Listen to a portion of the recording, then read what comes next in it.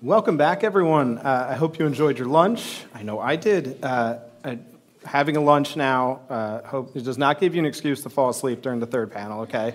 I will be watching, and there will be a quiz afterwards.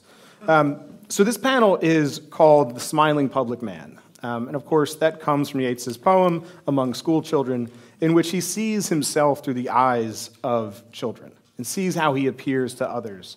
And it's a sort of moment of recognition for him, realizing this is post-election to the Senate, and realizing that he has a new role and a new stature, and he's coming to terms with how he feels about that. And so this is the sort of aspects we want to look at in this panel, is Yeats as a public figure. How is he received in the public? How does he react to the public? What is that relationship back and forth? And so with me, I have two fantastic people to talk about this. First is Emilie Moran. Emilie is a professor of modern literature at the University of York. Her research revolves around transnational modernism, forms of political writing, literatures of exile and migration, and the intersections between literature and technology. She's published widely on an array of things, but one thing I would point out to you all is her recent contribution to the Oxford Handbook of W.B. Yeats, when she talks about his work with the radio. It's really a fantastic read. And if I'm going to mention the handbook, I have to mention there's a half dozen of you out here in the crowd today who have also put forward chapters in that, and it is an invaluable asset to anyone working on Yeats now. Next to me is a man who I don't think needs much of an introduction, Daniel Mulhall. So Daniel spent 44 years as an Irish diplomat, finishing with assignments as ambassador in Berlin, London, and Washington. And for his many sins, he even did brief stints in the cold tundra of South Bend, visiting us at Notre Dame. Since retirement, and that's a very strong word to use, since retirement, he has been very busy as a global distinguished professor of Irish studies at Glucksman Ireland House, NYU, Parnell Fellow at Magdalen College, Cambridge, and resident fellow at the Institute of Politics at Harvard University. Like I said, he's hardly just tending the back garden. Professor Mulhall has written and lectured extensively on Yeats, Joyce, and Irish history, and since 2019 has been honorary president of the Yeats Society. His most recent publication is Pilgrim Soul, W.B. Yeats and the Ireland of His Time. So as you can see, we have a nice balance here. We have someone who knows the public stance, knows what it means to be a public figure, and somebody whose research is very much engaged with this idea of public and reception. So join me in welcoming Daniel and Emilie.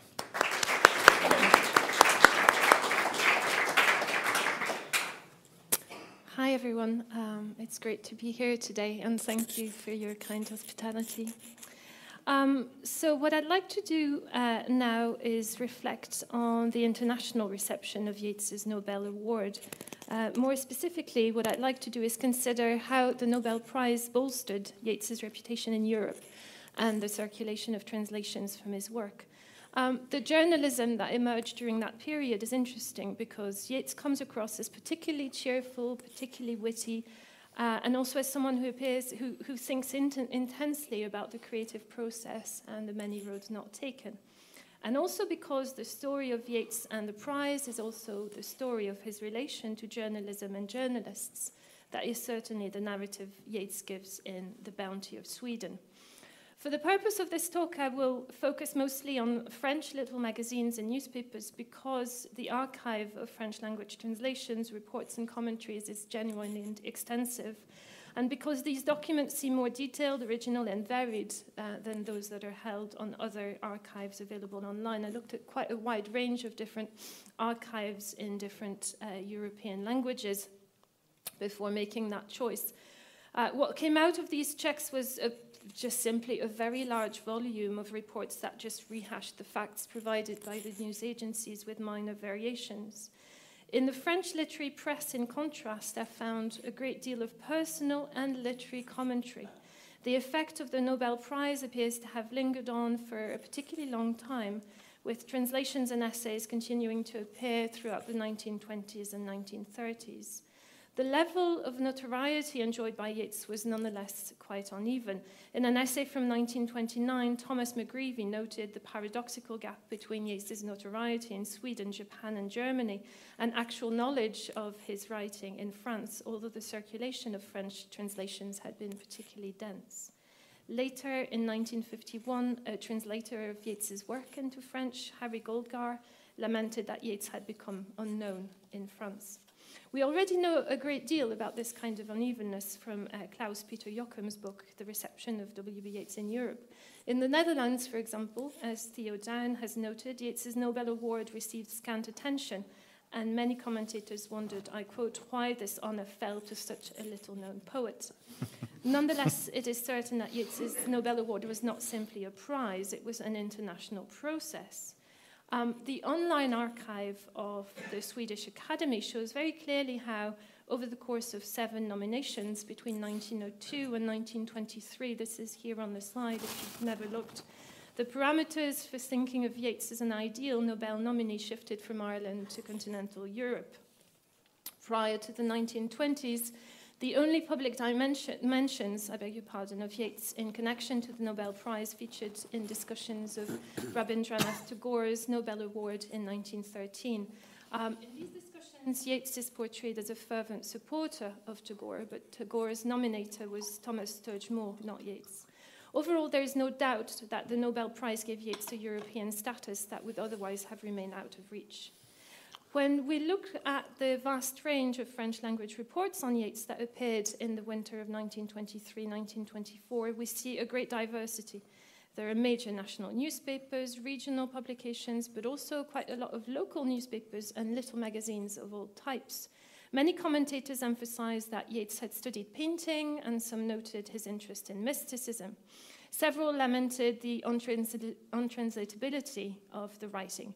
There's occasionally some fanciful reporting. Le Petit Parisien, for example, a prominent Paris newspaper, announced that Yeats, I quote, considers France to be his second homeland, spent his best years as a student in Paris, and speaks French perfectly fluently. Every so often, in the midst of a purely factual report, however, we get sensitive insights. An unnamed journalist who wrote for La France and L'Événement, for example, described Yeats as the leading force behind, I quote, a modern Irish literature of dreams, shadows, and pain. There is clearly a Nobel effect in the most prominent Parisian newspapers. L'Intransigeant, for example, announced the imminent publication of Jan Lechnerowicz's translations from Stories of Red Hanrahan in a column on forthcoming books. And Le Figaro reported an anecdote from St. John Irvine about Yeats's passion for a style of scenography indebted to Edward Gordon Craig. Yeats, in any case, had always spoken to the peculiar world of the French little magazine, his name remaining a persistent presence in Le Mercure de France in particular, where the first documented translation of his writing in any language appeared in 1892. You've got here some screenshots of that translation. The translator who signed The Pilgrim remained unknown, and the text was Yeats's poem An Epitaph, as part of a selection from the Book of the Rhymers Club. What makes this translation noteworthy is that the English language originals appeared alongside the French translations, and that Yeats was rendered as a more experimental poet than he was at the time. The translation prioritizes the vividness of image over any attempt to render prosody. As you might be able to see, it's actually a translation in prose. Le Mercure de France, renowned for its promotion of the symbolist movement, was distinctly Anglophile and sustained its interest in Yeats over time. There is, for example, a publication notice for the Celtic Twilight in 1890. There's a review of Yeats's poetry from 1896, where Yeats is already presented as someone with an established reputation. The magazine acknowledged Yeats's dedication to a wider Irish nationalist movement from early on and emphatically discussed him as an Irish poet. In contrast, in much of the early French language journalism, Yeats is portrayed as an English poet firmly anchored in the literary world of London. What the Nobel Prize changed was essentially that, bringing the foundation of the Irish Free State into discussion of Yeats's work, no matter how sketchy the method. Two French women worked particularly diligently to disseminate information about Yeats's writing and artistic endeavors in the early 1920s. And you've got photographs of them here.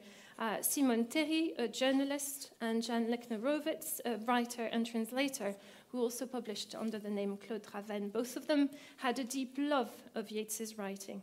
Their interviews, essays, and translations had a large and diverse public, and were abundantly cited and reviewed. We know from the research conducted by Silvia Vasquez Fernandez, for example, that Vicente Risco, the theorist of Galician nationalism, relied on Lechnerowicz's and Terry's translations not simply for his own translations of Yeats, but to fuel his nation-building project and defend the cultural and political singularity of Galicia during the interwar period. Carl Bonafont-Murat has discussed how a dehistoricized version of Yeats prevailed in the early French reception of Yeats's work, arguing that this vision was indebted to an excessive enthusiasm for the work of Matthew Arnold. What's interesting about Théry and Raven is that they countered this view of Yeats, producing portraits of a poet in tune with the political turmoil of his time. If, in many other articles commenting on Yeats's Nobel Award, acknowledgement of his senatorial role appeared as a postscriptum, both Théry and Raven situated Yeats firmly in his political environment. Above all, what we see if we follow the coordinates outlined by Lechnerowicz and Théry is how Yeats's work spoke to two very different currents of thought. One tied to an emerging anti-colonial left eager to celebrate political independence and eager to document the realities of war in all its forms, particularly those tied directly to colonial history and the rise of fascism, and that's Théry. The other affiliated with a French Catholic traditionalism and nationalism concerned about regionalism, folklore, and the revival of French peasant life and rural knowledges, and that's Lechnerowicz. Yeats spoke equally powerfully to both sides, and in both contexts, the point of departure was the strangeness of Yeats's writing and thinking and the complexity of his interests. When she met Yeats in the winter of 1922, Simone Théry was getting near the end of her first assignment as a journalist, which had led her to travel across Ireland to report on the Irish Civil War for the Paris newspaper L'Œuvre, a newspaper founded by her father. Her mother was André Violis, a distinguished journalist known for being the first to document French torture techniques in Indochina. Théry's biggest scoop during her travels was an interview with Michael Collins, which was admittedly very brief. She became close to George Russell, later served as Paris correspondent for the Irish Statesman. Her political persuasions at the time were still relatively undefined, but during the 1930s, she became closer to the French Communist Party and worked for its newspaper, L'Humanité. War journalism remained one of her specialisms. The interview of Yeats that appeared in late 1923 in Les Nouvelles littéraires, artistiques et scientifiques, then in an expanded form in another periodical called La Grande Revue, is punctuated by the sound of gunshots and a discussion of a window pane pierced by a bullet in Yeats's house on Merrion Square. The essay from La Grande Revue is, I think, one of the most detailed interviews we have of Yeats during this period, and certainly the fullest overview of Yeats's career to appear in French in the early 20s. We have here not just a commentary, but also a detailed bibliography and abundant citations from Easter 1916, Yeats's love poetry, and plays such as On Belia Strand, The Shadowy Waters, and The King's Threshold. And Théry is here using her own translations. These translations are overall dutiful, sometimes imaginative, but they often feel a little rushed, and she seems to have had a stronger feel for Yeats's drama than his poetry. In 1925, she published a longer version of all of this, with additional translations with Flammarion in a book titled L'Île des Bardes. What stands out from all this is the fact that Théry was prone to hyperbole, but also remarkably sensitive to details that flesh out a portrait and convey the situatedness and reality of an encounter. Her focus in that interview veers unpredictably between lyrical sympathy towards Irish independence, aggrandizing commentary about Yeats's genius and what she perceives as his quintessential Irishness, and attention to minute practical details that she has garnered firsthand. For Théry, the Nobel Prize had much to do with international diplomacy. Sweden's intention, she says, was to, I quote, manifest its sympathy towards the noble Irish nation free at last by bestowing the Nobel Prize upon the person embodying Ireland's national genius in its purest form. Her Yeats is a total artist interested in all artistic modes of expression, as well as a father who enjoys playing with small children and cradles his daughter to sleep to the sound of gunfire, as well as a new senator who has just given his first speech. This is someone who's both meditative and prompt to laugh, yet, she says, even his laughter, I quote, is strange and seems to come from deep, very deep within. The poet, she concludes, is as elliptical and elusive as his work. I quote, there is no doubt that Yeats's verses, to Yeats at least, crystal clear, but it is not up to him to explain what it means. And that's how she concludes. Lichnerowitz, too, was prone to hyperbole. She saw Yeats's senatorial appointment as a recognition that he was Ireland's true leader, her phrase. She was definitely the most dedicated and prolific of Yeats's French translators. All the others, for example, Cecil Georges Basile or Henry Didevray, lost interest over time, but she did not.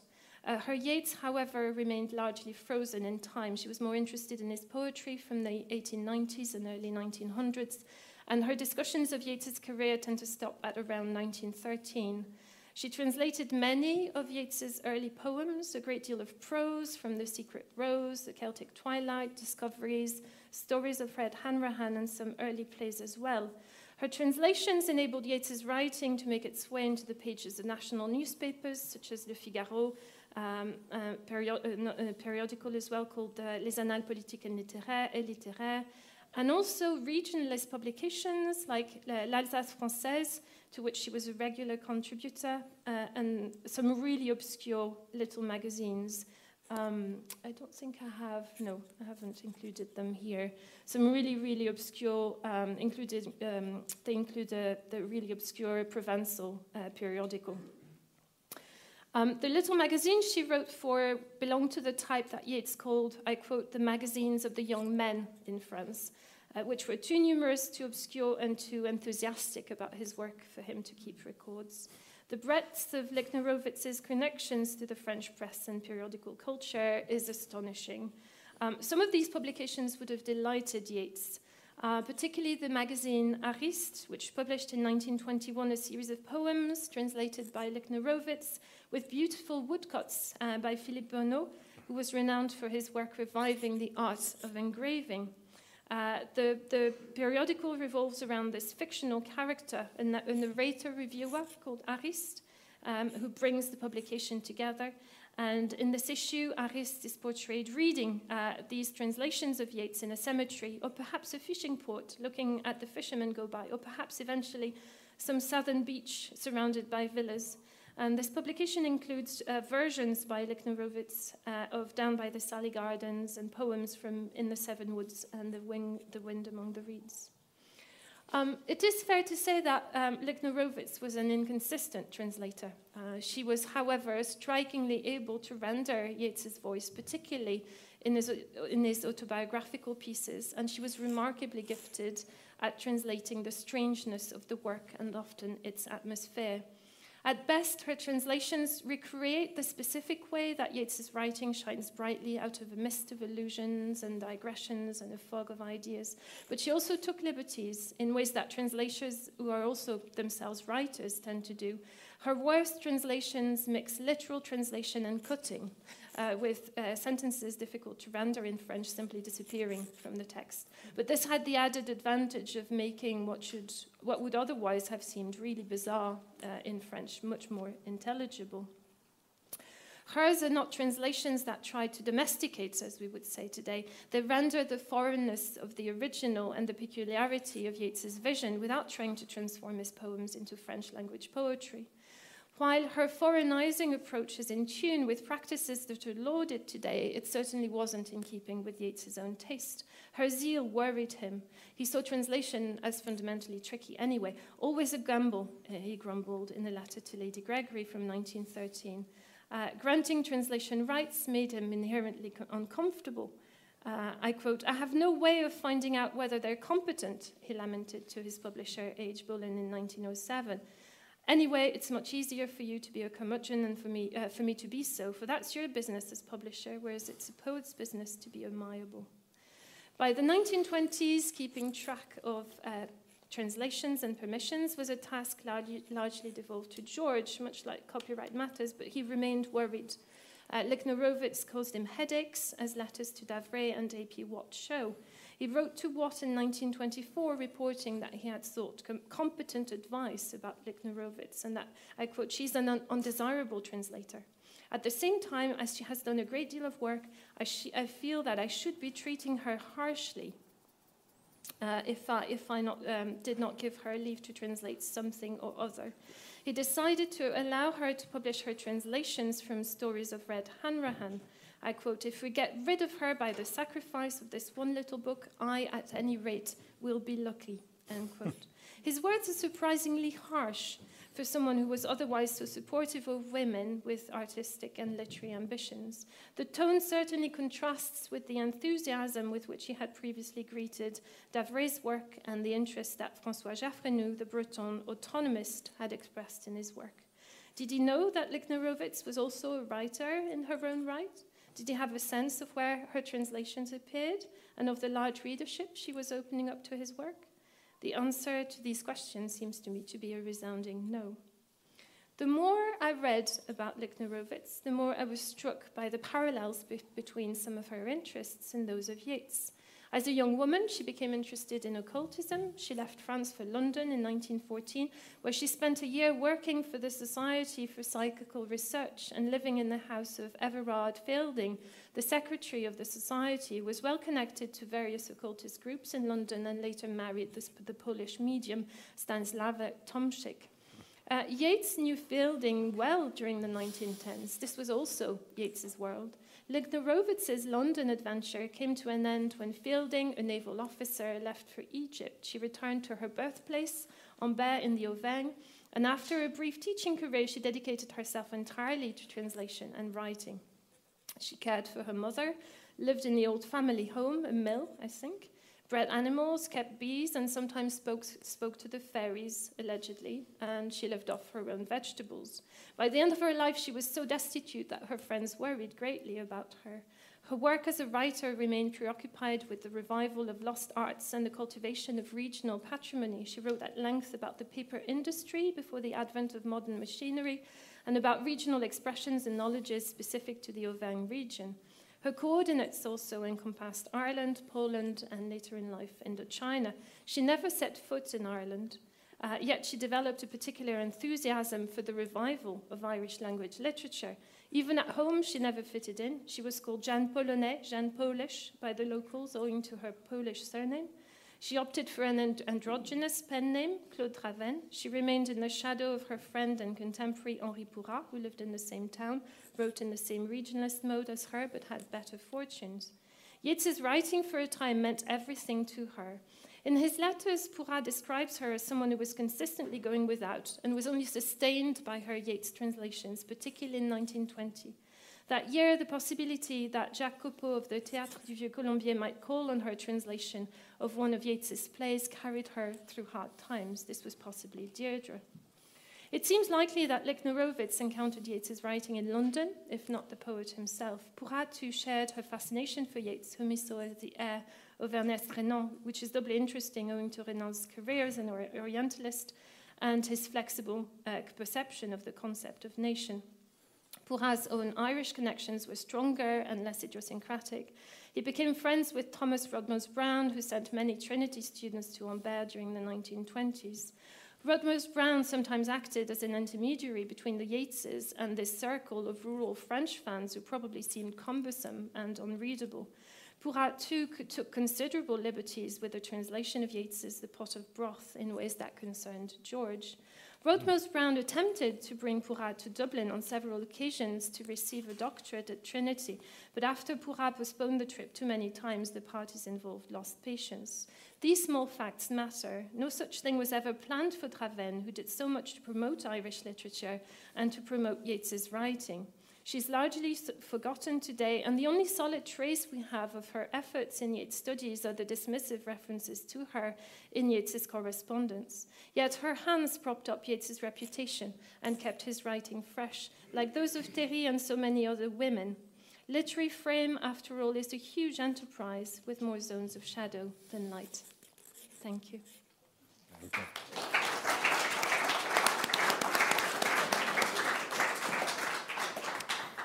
So we normally think of W.B. Yeats was a public man in the 1920s because, of course, that's where those words come from among school children, a poem that was written after a visit to my home place in Waterford in the 1920s when Yeats was a senator.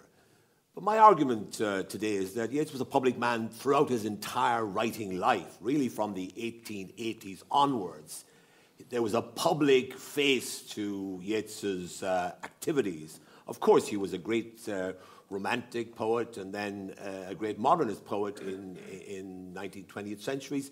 But he was also, I think, solidly engaged in public affairs on his own terms. Of course, he wasn't your conventional or traditional Irish nationalist. But nonetheless, if you look at his life from the 1880s onwards, you have his involvement in all sorts of organizations, his constant letter writing. Joseph O'Connor, in his book on John Millington Synge, Ghostlight, I think it's called, it's a novel about Synge. He has one of the characters say about Yeats, I think quite rightly, that Yeats had this image of being this lofty poet, remote from the concerns of everyday life, but in fact, he was always joining committees and dominating meetings and writing letters to the papers all the time, seeking to influence, in other words, the public debate or the argument that was going on in Ireland in the latter part of the 19th century and the opening years of the 20th century.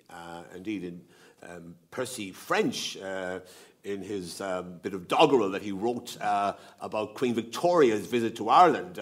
This is the one where he says he, says she. It's a dialogue between Queen Victoria and one of the footmen at the Viceregal Lodge in Dublin, now or St. Luke's. And she says, oh, that fella Yeats, he must be missing a slate. He's going around writing letters about his betters, parading me crimes in the Irish Times, says she. So Yeats was a constant public figure seeking to be involved in the public debate that was going on in Ireland around that time. And if you look at his life in the 1890s, 1892, he establishes or drives the establishment of the Irish Literary Society in London, which still exists to this very day. He then organises the setting up of a National Literary Society in Dublin because he wants Dublin to be the centre of the Irish literary revival. We have to remember, of course, that it was at the National Literary Society the following year that Douglas Hyde gave probably one of the most important speeches in late 19th century Irish history, the necessity for de-Anglicising Ireland, which of course led to the establishment of the Gaelic League, which became a kind of a breeding ground for the revolutionaries who took part in the struggle for independence in the second decade of the 20th century. Throughout the 1890s, he was involved in various wrangles, literary, political wrangles. He, for example, got on the wrong side with Charles Gavin Duffy, the Young Irelander and the founder of the Nation newspaper, who come back from a stellar political career in Victoria, where he'd been Prime Minister and Speaker of the Victorian Parliament.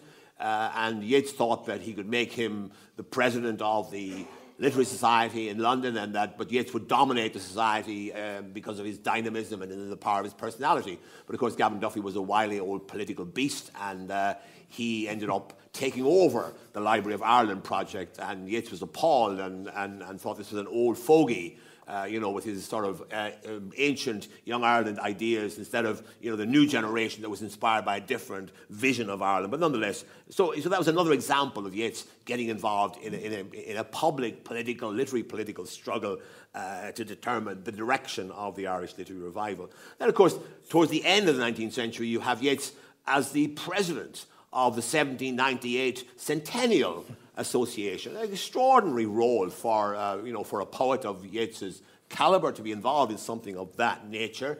He became an advocate for the pro-Boer cause at the turn of the century, where Irish nationalists tended to see the Boer as a noble group of people struggling against the evils of British imperialism, and therefore an inspiration to Ireland. And then, of course, you had him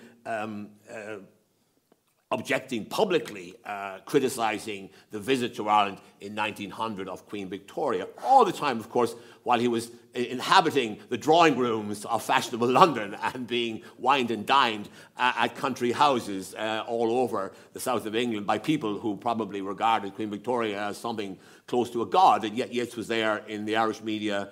He's lucky there wasn't a Twitter in those days, because he probably would have gotten into trouble, but obviously he was able to sort of seal off his nationalist life in Ireland from his social life in fashionable London.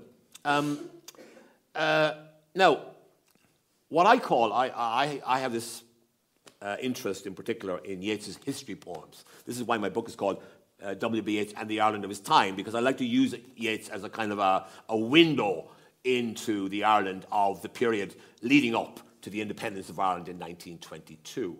So what I call his history poems, really, in the 1890s, when he was a pretty fervent, advanced nationalist involved in all sorts of things, and probably as a sworn member of the Irish Republican Brotherhood, had a madcap visit to Brussels with Maud Gonne to try to get money from the Boer ambassador in Brussels for various activities, pro-Boer activities in Ireland.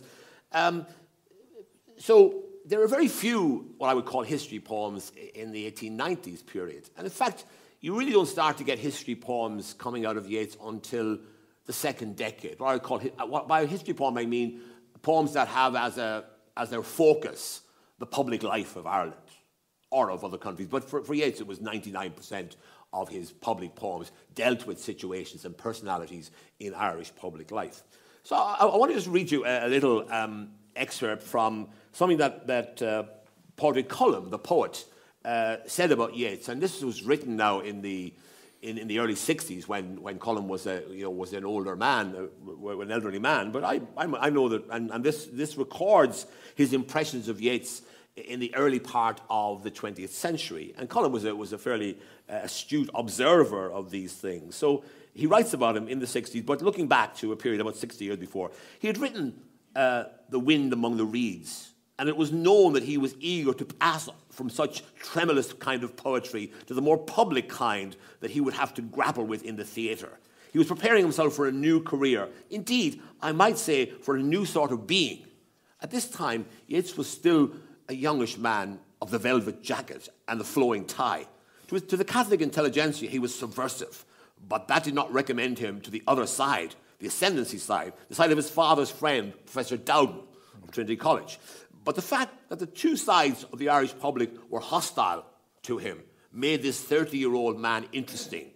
And to be interesting, Yeats would probably have said, was the first duty of a public man. And Yeats wanted to be a public man. So there you are. Interesting description of Yeats by Padraig Colum. So for me, anyway, the key moment, in the first decade of the 20th century, Yeats became quite disenchanted with what was happening around him. You know, he wrote these poems that were quite bitter, really. I mean, if you look at the poems he wrote, the poems in, that were eventually published in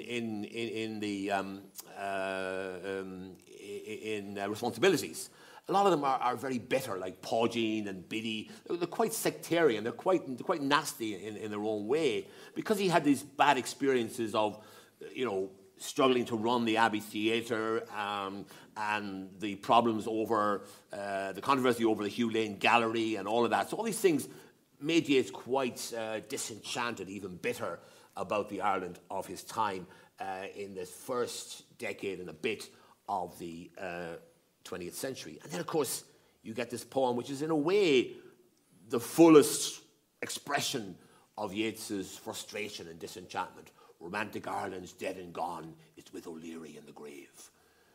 And then, for me at least, the key moment in Yeats's life came just 3 years after he published that poem, September 1913, the Easter Rising of 1916.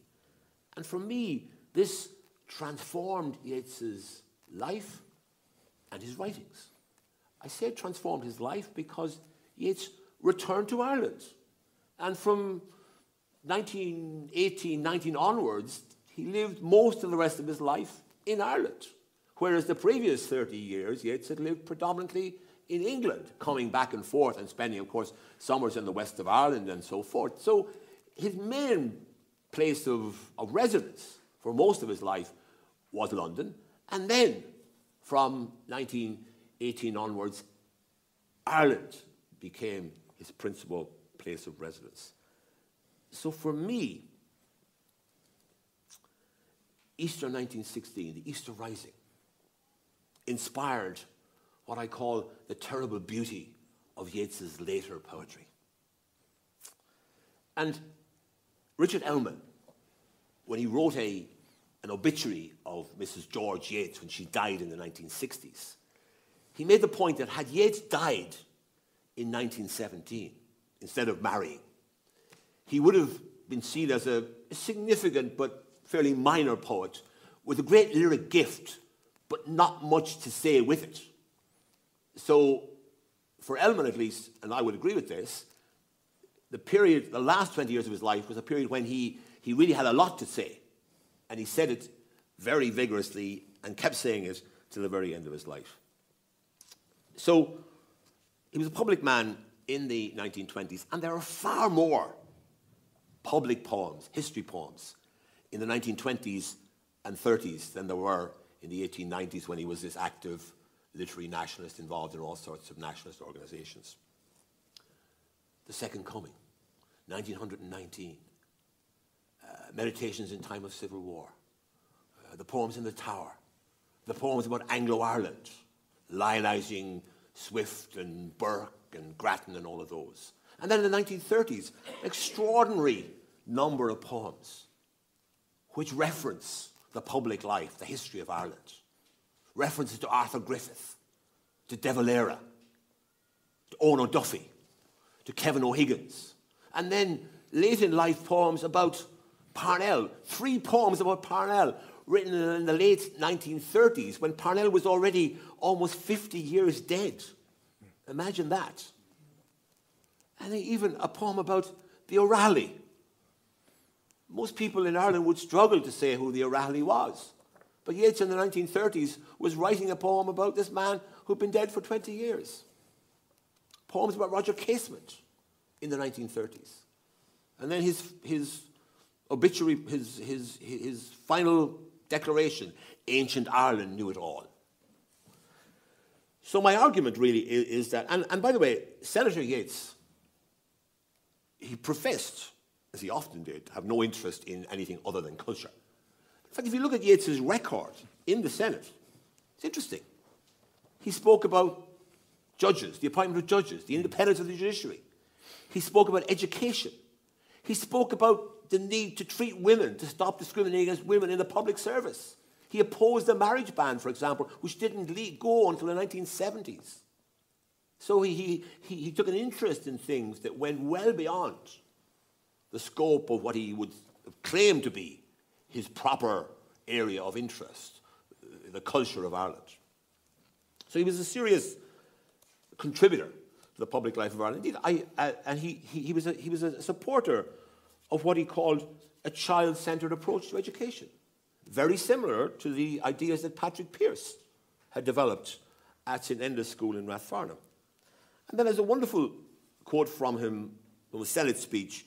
As he put it, he said, quote, "I am convinced that as much wealth can come from the intellect of Ireland as will come from the soil, and that one will repay cultivation as much as the other."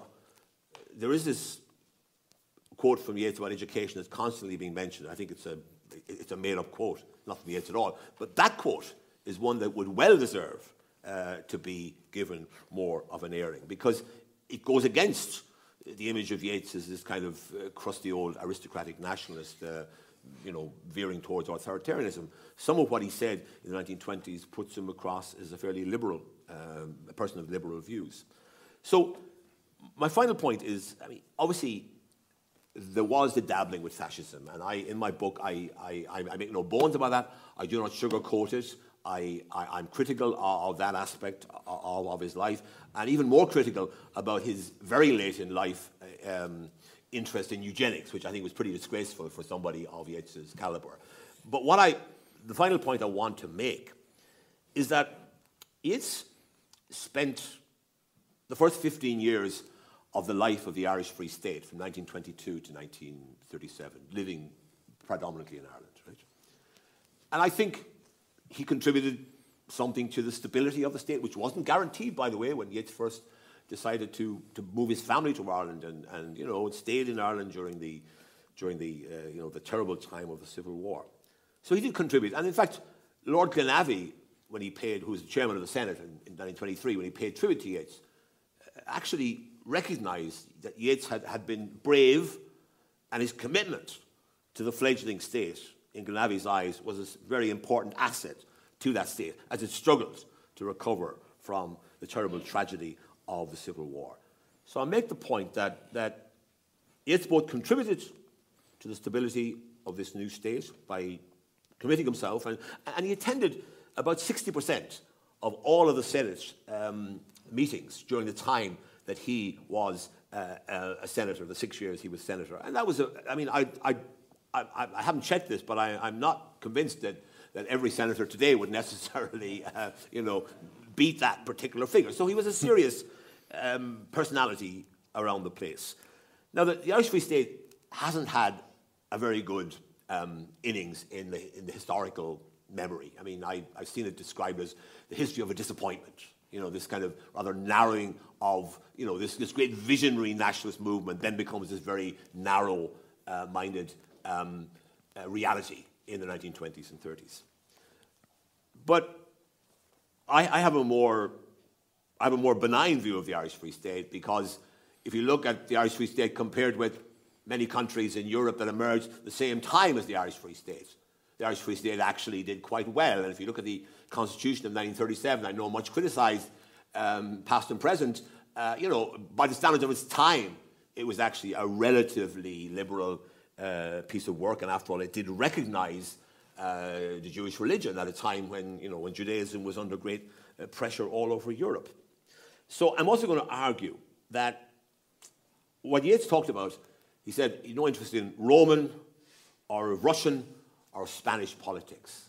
I think Yeats's work and Yeats's reputation benefited from the fact that Yeats lived in the Irish Free State, where he could write about Griffith and O'Higgins, rather than had he been someone living in one of the larger and more powerful countries of Europe, when I think the currents of the 1920s and 30s might well have swept Yeats into far deeper water in terms of his attitude. So my argument is that Yeats's role as a public man actually benefited Yeats's poetry and enabled him to continue as a vigorous writer throughout the 20s and 30s. Although he had already received the Nobel Prize and could easily have taken a lap of honour, Yeats continued to write vigorously till the very last days of his life. So I think that Yeats's role as a public man is something we need to think about more, especially as that period of Irish history goes further and further into the past. We're now more than a century from the establishment of Irish independence. I think Yeats will become and deserves to be more and more important, viewed by Irish people more and more important, as a witness to that crucial time when Ireland was transformed and independence came about. And that's why I have proposed that we should make a bigger effort in the years to come to try to ensure that the Yeats legacy is properly respected. I've actually suggested publicly that the National Library of Ireland should maybe establish a Yeats branch of the library in Sligo in order to ensure that the Yeats legacy is cared for at the appropriate level in the years and decades ahead. Thank you very much.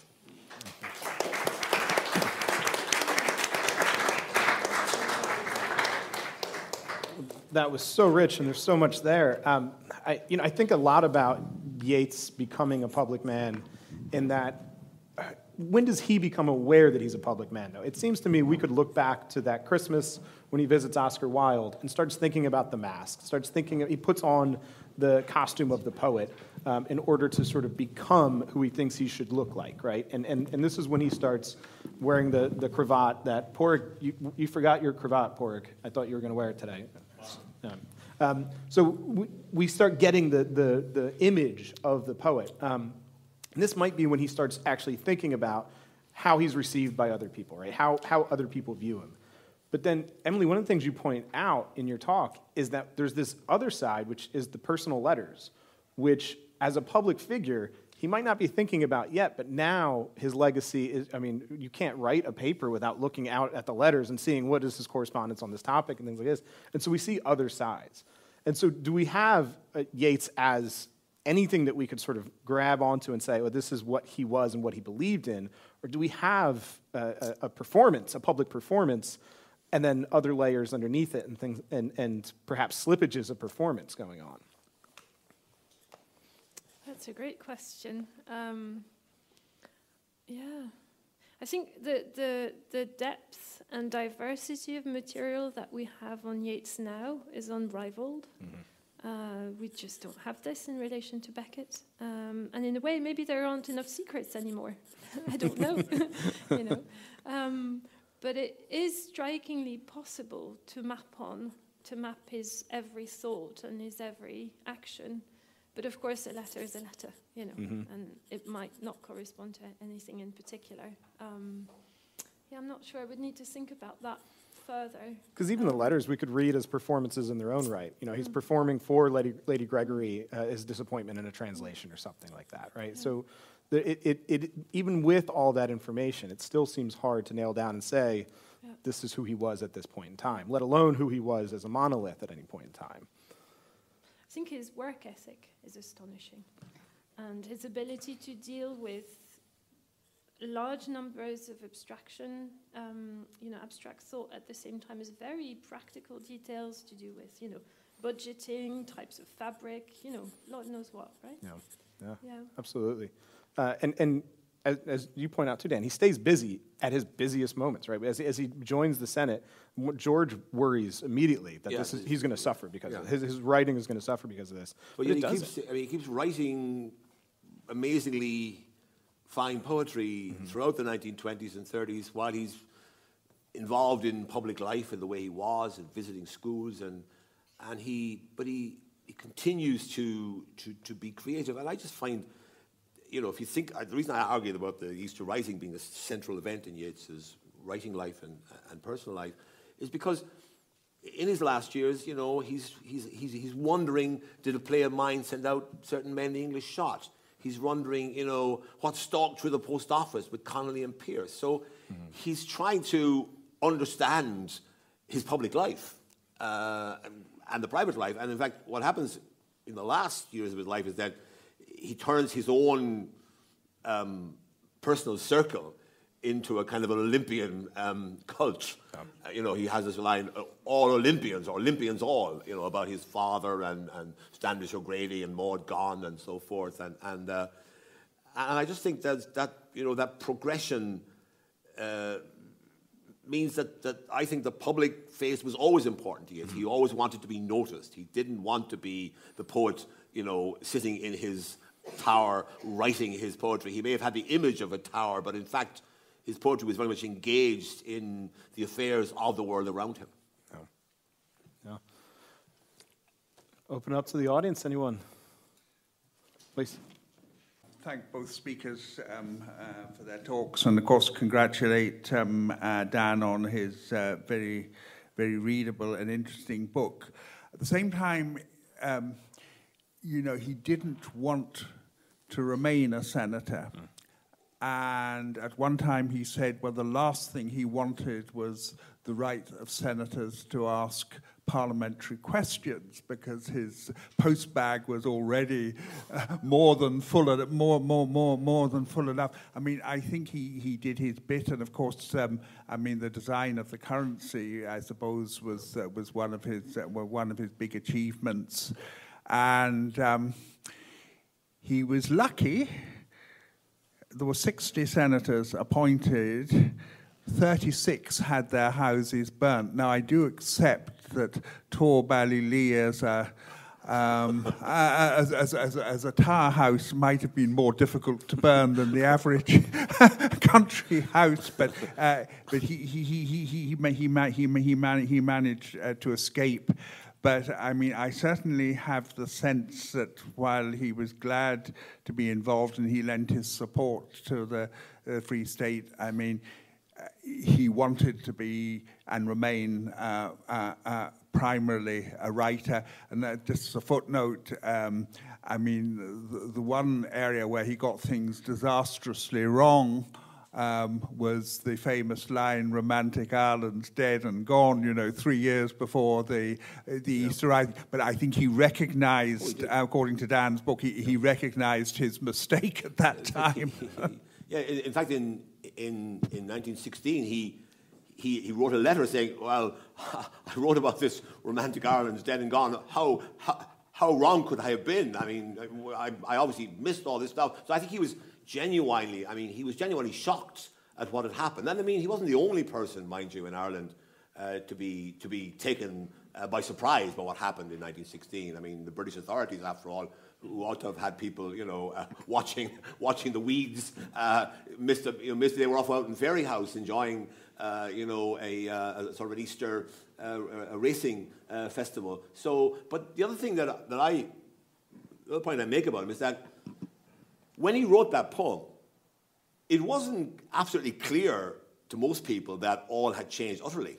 I mean, D.P. Moran, for example, who was a fairly advanced nationalist in his own right, a crusading journalist, he, up to late 1916, believed that, well, once the war is over, the wise old owls from the Irish Party will have to be brought back to negotiate some kind of settlement with the British. So it wasn't entirely clear, for me at least, that in 1916, when Yeats wrote that poem, that all had changed utterly to that degree. But he understood two things. He understood that the deaths of the leaders of the Easter Rising, was going to play in a big way on the future. And he understood that nothing would be the same again. And in one of his letters, his early letters, when he first heard about the writing, he said, "I don't know what's going to happen, but all I know is that nothing will ever be the same again." So he had that idea from the very, very beginning, which I think showed that he had an antenna that could read what was happening in public life. Of course, didn't always get it right, but what politician ever gets it right all the time, Martin?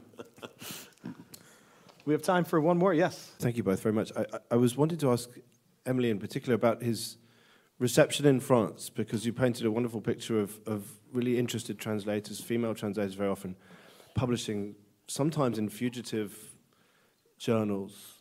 And we heard this morning from Maëlys that really France had forgotten Yeats, and you said much the same. After about 1951, he was sort of disappeared. And I wondered, partly because of even the visuals that connected with some of the journals, and maybe some of the poems chose to be published, or other factors perhaps as painting him as romantic. I wonder if there was something more we could say about his particular kind of reception among small kind of maybe sambalist circles or something, and that kind of movement itself dies out, and maybe Paul Valery dies and no one's so interested in that.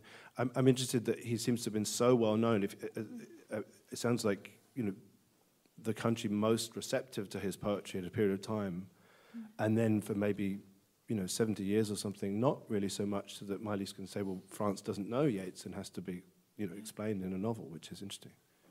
Seems to be a really strange story, actually. And, whenever I looked at databases in other languages, because I was just, doing this at home and so on, I just couldn't find anything resembling the quality of commentary and feeling that I could see in the French press. And the stuff in the French press and all that kind of periodical culture was also so chaotic.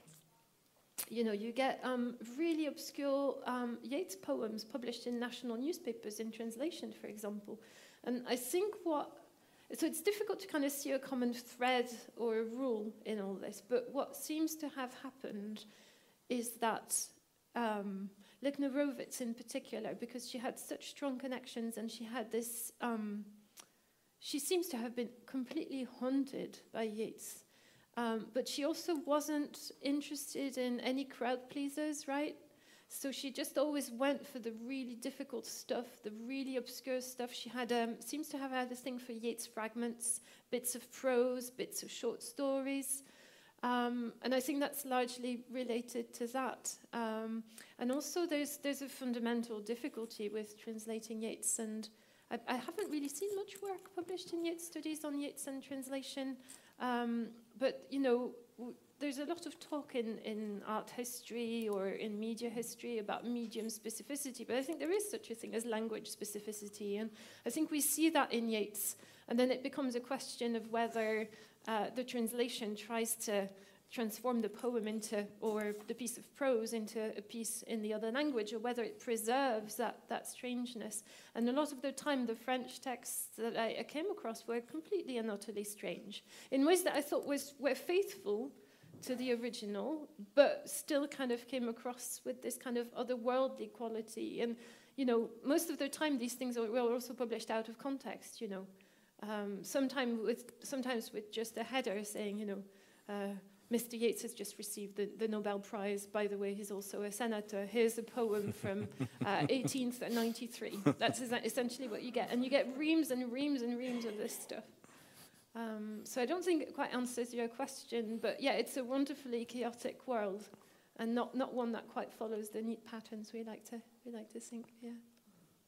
Well, after 3 panels here today, I'm convinced that we need to reconvene in this spot again next year to just do Yeats in France. There's a lot to be done there, obviously. Emilie, Dan, thank you so much. This has been wonderful.